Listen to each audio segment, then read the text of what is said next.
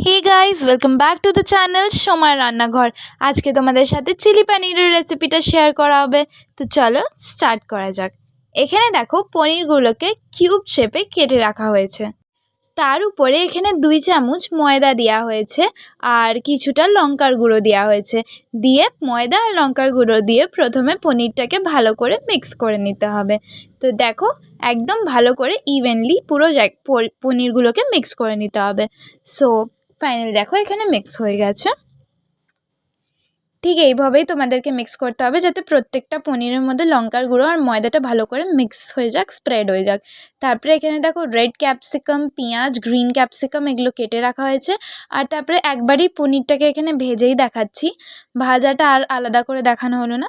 তারপরে এখানে দেখো পেঁয়াজ কুচি আর রসুন কুচি এখানে কেটে রাখা হয়েছে, ঠিক আছে। তো এরপরে এখানে কড়াইয়ের মধ্যে তেল গরম করতে আগের থেকেই রেখে দেওয়া হয়েছিল।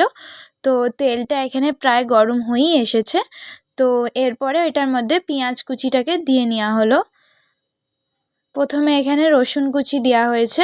প্রথমে রসুনগুলোকে ভেজে নেওয়া হচ্ছে ভালো করে, একটু লালচে কালার আসা অবধি এখানে ভেজে নেওয়া হচ্ছে রসুনগুলোকে।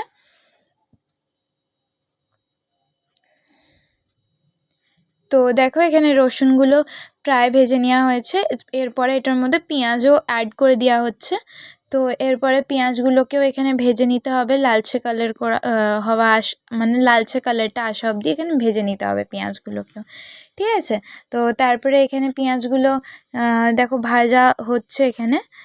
সো দেখো এখানে কালারটা চেঞ্জ হয়েই এসেছে। তো এখানে প্রায় ভাজা হয়ে গেছে।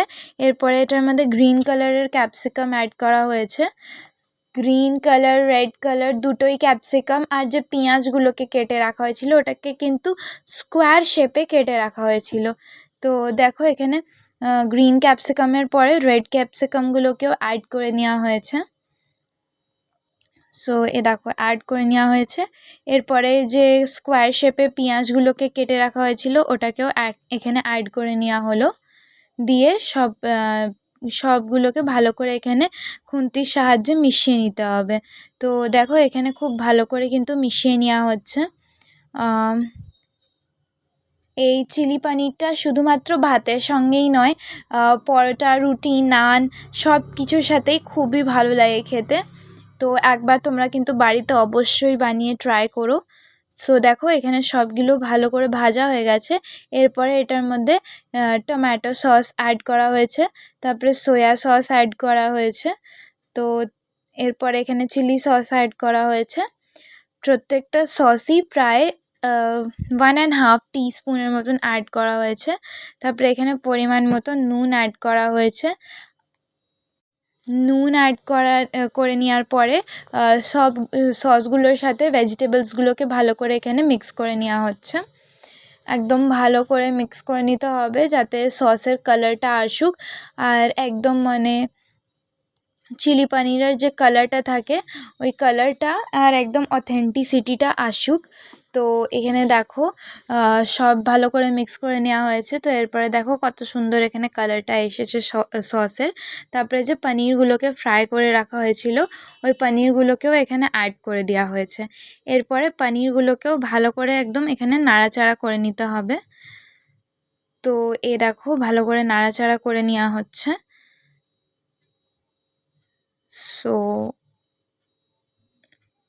একটা অনুরোধ রইল তোমাদের কাছে, ভিডিওটাকে কিন্তু শেষ অবধি দেখো। আর ভালো লাগলে কিন্তু অবশ্যই একটা লাইক করো আর নিজেদের ফ্রেন্ডসদের সাথে শেয়ার করো।